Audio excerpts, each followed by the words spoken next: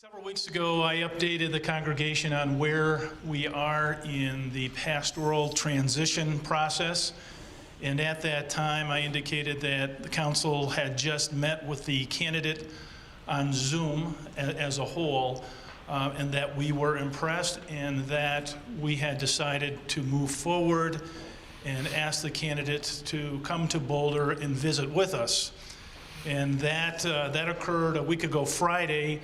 The candidate came to town for approximately 2.5 days, and on Friday afternoon, evening, council spent 3 hours with the candidate, meeting with the candidate in person. We had a wonderful discussion, probed a lot of different issues, some difficult issues, but we came away, and in addition, it wasn't just council who participated in that 3-hour meeting. The 3 members of the call committee from before also participated, so we had a greater perspective.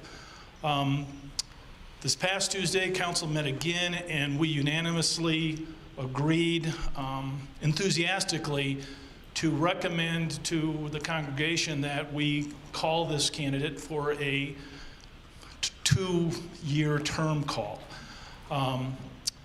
Because of timing issues, we probably will not have a congregational meeting to vote on the candidate until the 2nd, 3rd, or 4th Sunday in January.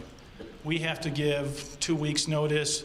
If the candidate, I think the candidate will accept the call, the candidate has to give a 30-day notice to his or her congregation in order to make that switch. So we are excited, we're enthused, we think we've been blessed. So there'll be more news to come. There will be, as we work through this process, there'll be much more information that you will receive regarding the candidate, including whether Pat is a he or a she, and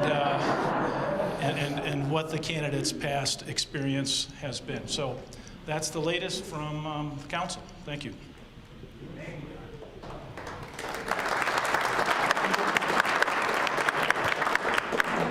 One more thing. Casey Burnett, the past couple of Sundays, has had a session open to everybody just regarding kind of the changes and transitions that have occurred here over the past 2.5, 3 years at Trinity. And I had a fairly long conversation with him this week, and one of the subjects or topics that came out of those 2 sessions was a sense from certain people who attended those meetings regarding what is this call process really about? Did council kind of rush through it and take kind of the easy way out?